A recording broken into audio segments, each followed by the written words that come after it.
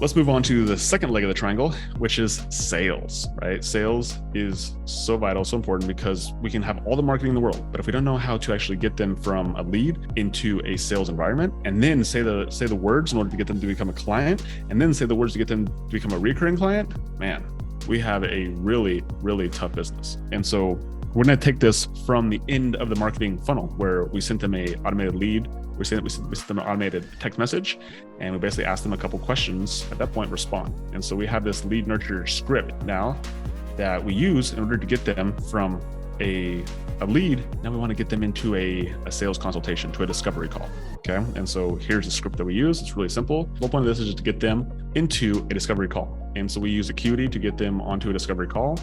And once we book them on there, then they get all the fancy reminders, whether it be text messages, whether it be emails, to actually show up for their discovery call. And on the discovery call, we have our salesperson follow a script. And on the sales script, they walk through, number one, the client's goals. Like, what are you reaching out for? Like, you reached out to us, you put your name into a Facebook ad, and you got through all of this process. Like, what problem are you trying to solve? And at that point, we're really just trying to figure out, can we actually serve this person? Like, what kind of claim they're looking for? What's their budget? So many people are just like, they're trying to sell every single person who comes through. Really, like, if you're looking at it from the customer, in this case, it's the prospect's point of view, rather than you as the business, like, can I actually serve this person? Can I help them? That should be always the first question you're trying to ask. And if you can't, then you should let them know.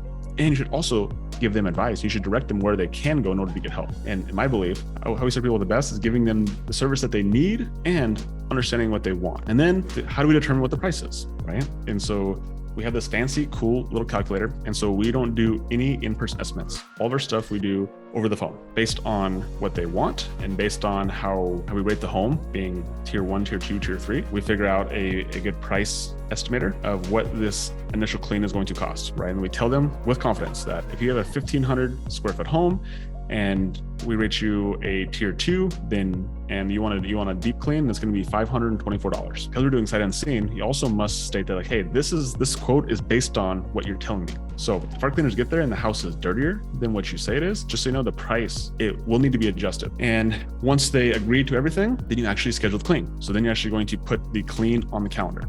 Okay. Then you put the clean on the calendar, and then after you put the clean on the calendar, then at that point, you're going to lay out the expectation of what to expect. What's going to happen next is that I'm going to send you an email. I want you to review it. And if everything looks good, you don't have to do anything. But if there's something on there that you want to add to the clean, or there's something that I heard and I didn't hear it properly, and you want something else clean that's not on here, please let me know before you're clean. That way we can update your quote. Otherwise, on X day and X time, you'll get a text from our cleaners when they're on their way. After that clean, I'll reach back out to you, just seeing how the clean went, and then we'll go from there. That sound cool with you? And the client says, that sounds amazing, right? And so it's your job to be as clear as you possibly can, because everything we're doing is via the phone. And so then we do the very first clean. Hooray, we did it. We finally did it. And then after we clean the house, we simply send them a message saying, hey, curious on how everything went, right? And this is the opportunity for the client to say, it was amazing. Or you might get, might have some problems, might have some issues. And either way, your goal is just to get feedback from the client. We're trying to turn them into a customer. It allows us to turn somebody into a customer, because it gives us an opportunity to show how we handle problems, because any relationship has problems. Is everything always 100% perfect? Is it always in the honeymoon phase forever? And so a true person's character is how they act when things aren't going their way. And when things don't go your way, how do you respond, right? What's your reaction? And so I look forward to these opportunities when we do make mistakes,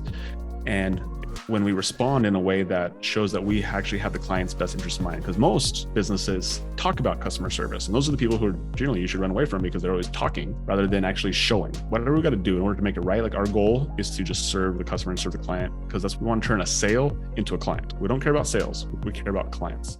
Yo, are you a cleaning business owner who's looking to build a big old business? Well, I have just the resource for you. See, I did a free masterclass where I shared automated marketing funnels, I shared customized sales system, I shared a recruiter funnel, and I shared the business intelligence sheet you saw in this video. So if you want access to those all 100% for free, and you want to build your cleaning business to a big old cleaning business, well, then click the link down below, create your free account, and I look forward to seeing you on the inside. Let's go.